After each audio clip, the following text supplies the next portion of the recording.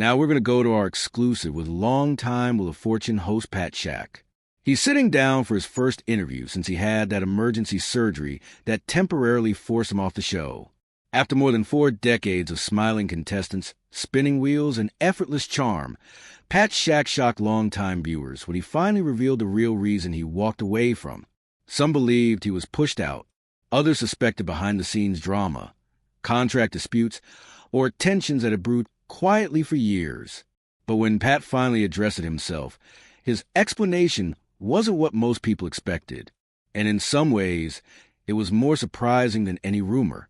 It wasn't about fame, money, or exhaustion. It was something far more personal.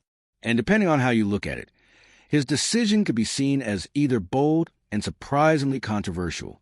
Pat Sajak reveals his breaking point. After decades of polite smiles and perfectly timed quips, most people know Pat Sajak as a calm, collected host who made Wheel of Fortune feel timeless. But long before he became synonymous with spinning letters and easy banner, his journey began far from television glamour. And it didn't always follow a predictable script. Born Patrick Leonard Sajak on October 26, 1946 in Chicago, Illinois, he grew up in a working-class environment that offered more grit than glitz. Chicago, shaped by industry and resilience, became the backdrop for a boy who would later master the art of composure under pressure. Unlike many television personalities who carefully planned their rise to fame, Pat's path would come through unexpected turns, started with a love for broadcasting that would eventually send him overseas into a war zone, before guiding him back into living rooms across America.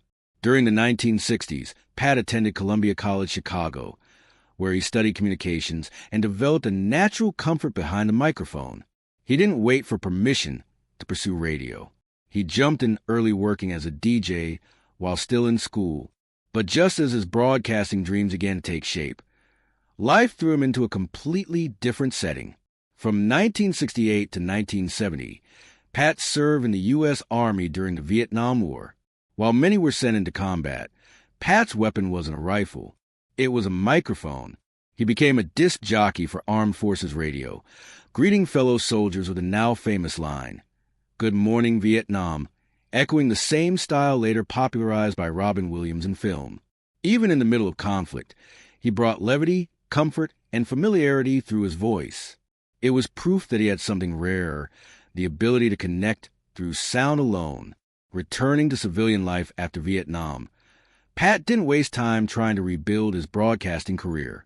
The 1970s saw him transition into television, landing a role as a weatherman for KMBC in Los Angeles.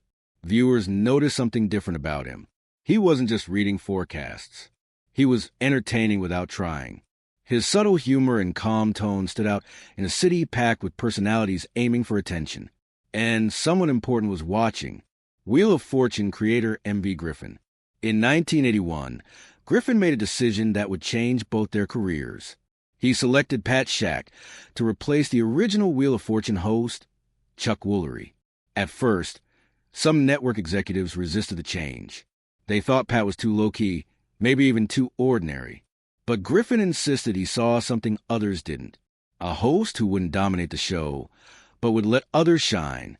By 1983, Wheel of Fortune launched in national syndication, and Pat Sajak was suddenly everywhere.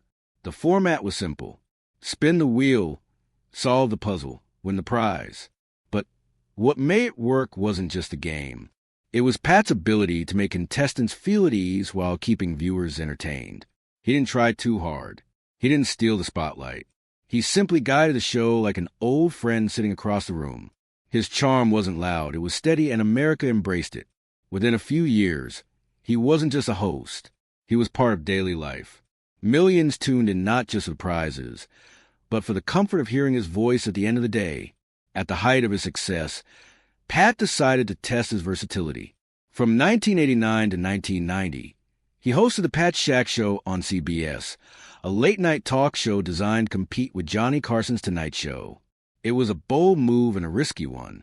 Competing with Carson was nearly impossible, and despite Pat's charm, the show struggled in ratings. Within a year, it was canceled. For some, that might have been a crushing defeat, but Pat took it with the same dry humor that defined his hosting. He simply returned to Wheel of Fortune without bitterness or embarrassment. Failure didn't dent his legacy. It simply reminded people that even the most composed personalities take risks. Throughout the 1990s and beyond, Pat's presence on Wheel of Fortune only grew stronger. In 1997, he officially cemented one of television's longest-running partnerships when he began co-hosting full-time alongside Vanna White, a duo now so iconic that their chemistry is considered television history. While many hosting pairs are built on scripted banter, theirs seemed effortless. He guided, she revealed, he joked, she smiled knowingly. Their rhythm never needed adjustment because it felt genuine. Together, they made the show not just entertaining, but familiar, almost like family. As the 2000s and 2010s unfolded, Pat Sajak's personality became more defined. He wasn't afraid to show his sarcastic edge, tossing out dry comments that sometimes caught contestants off guard, but always with a twinkle in his eye. Beyond the stage, he occasionally shared political commentary on social media and contributed written columns. While some hosts carefully avoided expressing opinions, Pat didn't hide his. Still, even when viewers disagreed with him, most respected that he didn't let those opinions interfere with his professionalism on screen. In 2019, Pat faced one of the most serious challenges of his life when he underwent emergency intestinal surgery. For the first time in decades, he had to step away from the show, and Vanna White temporarily filled his role as host. The moment revealed just how much viewers valued him. Audiences expressed concern, and when he returned, it wasn't taken for granted. His calm presence had become such a staple that even a brief absence felt significant. It was a reminder that behind the polished delivery stood a real person, not just a television fixture. Just 2 years later, in 2021, his legacy was officially recognized on record. Pat Sajak became the longest-running game show host in U.S. television history, surpassing the legendary Bob Barker. The achievement was acknowledged by Guinness World Records, a testament not just to longevity, but to consistency. Hosting a show for decades without losing relevance is nearly impossible in modern entertainment. Yet Pat managed to do it without reinventing himself or chasing trends. He stayed true to his style, calm, witty, and unshaken. Pat Sajak's controversies and issues. While Pat Sajak's career has often been celebrated for its longevity and consistency, it has also been accompanied by a steady trail of debates surrounding his conduct and commentary. His legacy is unique in that his controversies rarely revolved around major scandals or legal disputes, but rather centered on subtleties, tone, phrasing, body language, or jokes delivered in moments that some viewers interpreted differently than intended. In an era where every broadcast moment can be clipped, shared, and critiqued within seconds, even the slightest deviation from perceived politeness can become a trending topic overnight. Pat Sajak, being at the forefront of daily syndicated television for decades, eventually became a frequent subject of such scrutiny, especially in the digital age. Criticism of his on-screen demeanor developed gradually throughout his time hosting Wheel of Fortune. Certain viewers began to question whether his dry wit was always well received by contestants. While his trademark humor was often praised for keeping the show lively, there were instances where social media users circulated clips claiming that he appeared impatient or curt. Examples range from contestants mispronouncing phrases to giving unusual responses, after which Sajak would offer sarcastic commentary. Fans who appreciate his style argued that the sarcasm made the show more human, demonstrating that even a polished production could have spontaneous, unscripted reactions. Critics, however, viewed some remarks as dismissive or belittling, suggesting that a host should avoid making contestants feel embarrassed on national television. Although these debates generated considerable discussion online, they never escalated to formal complaints from contestants or disciplinary gestures from a network, indicating that the friction largely existed within audience perception rather than behind-the-scenes conflict. This tension became more pronounced during the lift and spin controversy in 2021. In the clip that drew attention, Sajak jokingly told a contestant to unclog his mouth after the contestant appeared to stumble during speech. The remark, while quick and playful in delivery, struck some people as insensitive. Viewers who were sensitive to issues of speech differences saw the comment as potentially mocking or belittling those with impediments. Others maintained it was simply an off-the-cuff joke, Consistent with Shaq's long-standing personality, the divide reflected growing conversations about what constitutes acceptable humor in a public setting. While the network did not release an official statement, and Sajak did not publicly elaborate on the moment, the discourse surrounding it illustrated how drastically audience expectations had evolved. What might have once been shrugged off as harmless banter in past decades had transformed into a topic of ethical examination in modern media culture. A similar type of debate resurfaced in 2023 when a clip went viral showing Shaq placing a contestant in a playful headlock. The act was clearly framed in jest and appeared to be interpreted as friendly by the contestant involved. However, the footage sparked contrasting opinions online. Some viewers laughed at the spontaneous theatrics, seeing it as unexpected humor that broke the predictable rhythm of the show. Others questioned whether physical gestures of that nature were appropriate in a professional setting, especially in an age where concerns over personal boundaries and consent have gained prominence. Critics argued that even if done in fun, physical contact should always be considered carefully, particularly when millions of viewers are watching and reacting in real time. Yet again, no official complaints surfaced from participants or producers, indicating that within the production itself, the moment was understood as lighthearted. Outside the studio, Pat Sajak's public persona extended beyond game show hosting due to his outspoken conservative views. Unlike many television personalities who choose to remain neutral in the public eye, Shaq made no effort to conceal his political leanings. Over time, he became known for supporting Republican candidates and engaging in political commentary, both in interviews and through written contributions. His long-term involvement with Hillsdale College, a conservative institution where he served on the board of trustees, further established his alignment. Supporters admired his willingness to stand by his beliefs regardless of public reaction, arguing that entertainers should be allowed political expression like any citizen. Detractors, however, felt that openly aligning with one side of the political spectrum risked alienating viewers who turned to Wheel of Fortune specifically for its apolitical comfort. Some argued that a figure associated with wholesome, neutral entertainment had a responsibility to avoid polarizing rhetoric regardless of personal convictions. This divide came to a head in 2014 following what became known as the climate change tweet incident. In a post on social media, Shaq made a sarcastic remark, implying that people who were concerned about climate change were unpatriotic racists.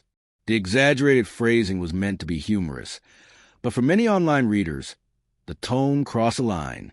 Critics accused him of trivializing a major global issue while using charged language.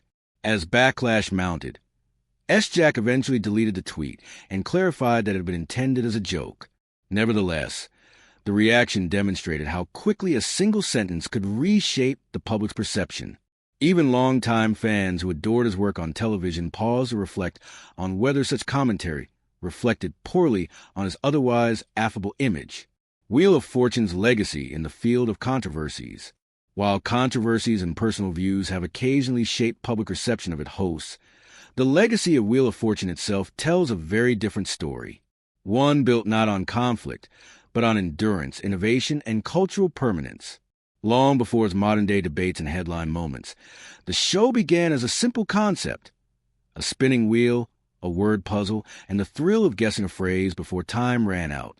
It first appeared in 1975 on NBC's daytime lineup, created by media mogul M.V. Griffin, and hosted by Chuck Woolery, with Susan Stafford standing beside him as the original letter-turning hostess.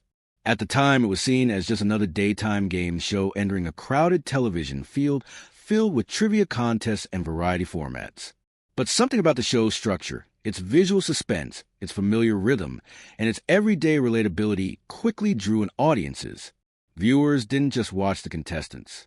They played along from their living rooms, shouting answers before the wheel even stopped spinning. That interactive energy, rare for its time, made Wheel of Fortune an instant staple. However, behind the scenes, early success didn't protect it from tension.